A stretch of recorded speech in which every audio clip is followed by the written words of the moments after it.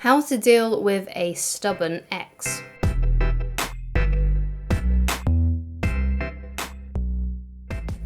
Hi guys, my name is Christine and I'm a dating, relationship and personal development coach. And today I'm talking about how to deal with a stubborn ex. So if you want to get your ex back, but you think that they're too stubborn to come back, what do you do? Because obviously if you really want this person back in your life, then if you feel like they're stubborn, you may feel like they're never going to come back, they're never going to see the light, and they're never going to contact you again. Now, obviously, the first thing that I kind of want to address is, do you really want to be with a stubborn ex? Do you really want to be with someone that is stubborn? Because if they truly are stubborn, and your perception of them is correct, then, who knows, what's going to happen in the future. Like, let's say you two do get back into a relationship together, and if this ex is stubborn, then obviously they're going to be a bit of a tough person to communicate with, because if they're stubborn like overall, so let's say they never say sorry, they never apologize or own up to their mistakes, that might not be someone that you want to be with, because that relationships need good, healthy communication. Like, you need to own up to your mistakes. If you've done something wrong, you need to be able to communicate how you're feeling. And if you feel like your ex cannot do that, then you need to question whether or not really you should be trying to even get this ex back.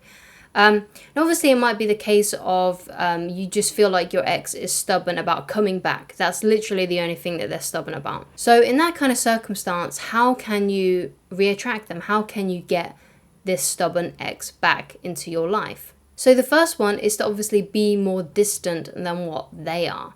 Because the problem is that if this ex is stubborn, then probably you're the one that's having to do all the work to try and get them back. So you might be messaging them, you might be contacting them in other ways, you might be trying to find out information about them, you might be still looking at their posts, you might be still looking at their stories, you might still have each other on social media, so you might still be liking their things and the things that they post and stuff like that. So obviously, if you want your ex to start reaching out to you, you want your ex to be the one that's putting in more of the effort to get you back, then you basically need to stop doing everything. You need to not like their posts on social media or view their stories. You shouldn't contact them. You shouldn't be finding out information about them from your mutual friends and stuff like that. You need to do so much less than what they are doing. Right?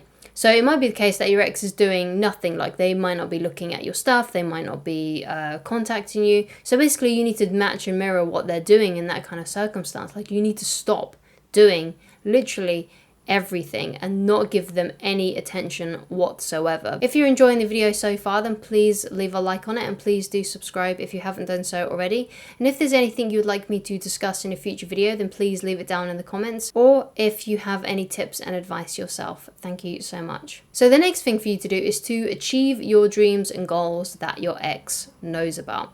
So obviously if you was in a relationship with your ex, and obviously they know a lot about you. They probably know what you were trying to achieve. Perhaps you wanted to lose weight and your ex knows about that. Perhaps you wanted to start a business, or you wanted to turn a hobby into a business or something like that. Basically, they know a lot about you and they know a lot of the things that you wanted to achieve in your life. So basically, one of the best ways that you can kind of get your stubborn ex to reach out to you, to start thinking about you differently and perhaps to start wanting you back, is to actually start achieving and conquering those goals. So, they can kind of sit back and think, wow, they actually did it. I can't believe it. They said about that in our relationship, and I thought they was never going to do it. I thought they was never going to lose that 30 pounds. I thought they were never going to write that book. I thought they were never going to start that business. I thought they were never going to go for that promotion. I never thought they were going to quit their job and start a new job doing what they wanted to do. So they probably all have all these like presumptions about you. So basically what you want to do is you want to start conquering those goals that they know about. You want to start reaching and achieving your dreams, because that is what is going to, make them question their relationship with you and think, oh wow, they actually did it. I can't believe they did it. That's kind of what you want. That's kind of like the impression that you want to leave upon your ex, so they start regretting to end that relationship with you. Now, if you're unsure about what your passion is, if you're unsure about what you should be doing, then I highly recommend that you go and watch this video on how to find your passion in under 20 minutes. So obviously having this feeling of I'm going to prove them wrong is actually really, really going to help you achieve your goals as well. Because, you know, you could, as long as it motivates you, as long as it helps you achieve your goals, I personally don't see anything wrong with trying to use the hurt that you went through with your ex to help you achieve your goals and dreams, especially if it really does inspire you. When you think something like, oh, I'm going to show her or I'm going to show him, and then you go out and do it, because that can actually really inspire you. The only thing that I would suggest, though, is not to make it become like a huge obsession, because obviously you want to be able to heal from the relationship as well.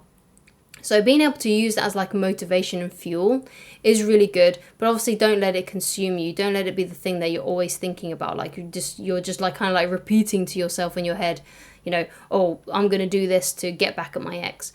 Obviously that's, like I said, it's a good motivator, but just don't make it, just don't turn it into an obsession. You know, you don't want to do that.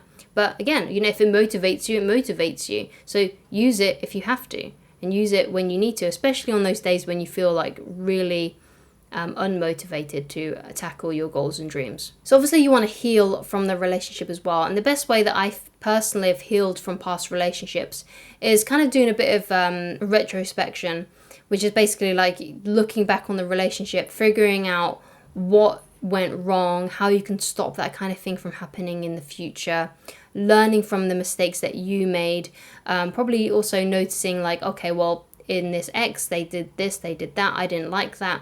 So when I enter a new relationship, so I know like the red flags that I don't want to have again. Because, you know, if your ex really, really is stubborn, then it's not very likely that they're going to come back anytime soon. So you do need to enter new relationships, and what you'll hopefully find is that you'll prefer these new relationships and you won't even want the ex back. So the next point I want to get into is moving on, because if this ex really is stubborn, then there's a chance that they may never come back.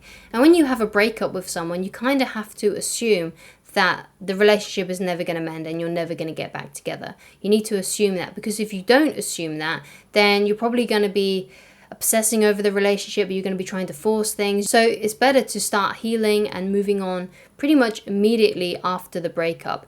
Now, when I say moving on though, I mean if it's been a long relationship and you was in a relationship for a long time with this person, so let's say like years, or like like let's say like half a year to like a few years, then you're probably going to need a lot of time to heal from that relationship. You need at least a few months, like let's say like half a year, to get over that relationship. So in the meantime, you know, work on other areas of your life, work on those things that you consider your dreams and goals, so you can start conquering those things. You want to do things that are actually really good for you, because often after a breakup, people go crazy, you know, like they change their haircut and they get a different hair color and stuff. They go out partying, having wild nights basically.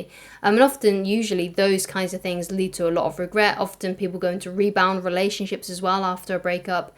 You don't want to be doing any of that. And obviously it's okay to do some of those things if you want to, but don't go overboard. Don't do things that you're going to regret. But a lot of people do things that they regret when they've had a breakup. So it's really important that you do things that you're not going to regret. Is it okay to have a night out with the lads or the girls? Then yeah, fine, you can do that. But just don't do something that's going to make you feel worse about yourself.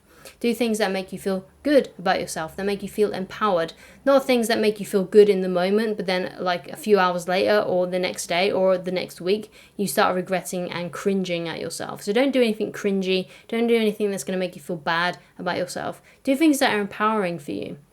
So you might want to take up a new hobby, like perhaps you've always wanted to go out on long walks during the day or when you get home from work. You know, start doing those things. Perhaps you wanted to start up painting because you've always wanted to do painting but you've never done it before. Or perhaps you want to start learning a new instrument. You know, start doing these things that you've always wanted to do but probably couldn't do because you was in that relationship or you didn't have enough time. You know, start making the time. So one of the things that I recently started doing, well, actually, it's not that recent now. It was like nearly a year ago now. But one thing that I started within the last year is I started to get up 1 hour earlier to read because I really wanted to start reading more and doing more reading. So that's something that I've implemented within the last 12 months. Like I wanted to start reading more, so I made time. Like I made time in the morning, like I woke up an extra hour earlier. So if you feel like, oh, I don't have enough time, make the time to do those things. You do have enough time. If you've got enough time to watch hours of Netflix when you get home from work or something, then you definitely have enough time on your hands to work on your dreams and goals. You do have enough time. If you feel like you don't have enough time, then you have to make the time. And if you feel like you can't make the time, then obviously your dreams and your goals aren't that important to you, because if they were important to you, you would be making the time. And I know if you're watching a video like this, then your goals and dreams do mean a lot to you. So I highly suggest that you take my advice and start creating time, or stop or replace time. So replacing Netflix with doing 1 hour of artwork or something like that, or whatever your hobby or thing is that you want to do, what your dream is. And after you've done that, after you've done a few months of working on things that make you feel good about yourself, that are really healing for your soul and things like that, that is when you can start entering new relationships, start dating new people. And these are the things that are going to make your stubborn ex regret their decision about dumping you. They're going to look at what you're doing, look at what you're achieving, and think, whoa, what happened? This is a complete metamorphosis. They've done all these amazing things without me. And that's gonna make them desire you more. It's gonna make them want to come back into your life, even if it's kind of done in a subtle, sneaky way.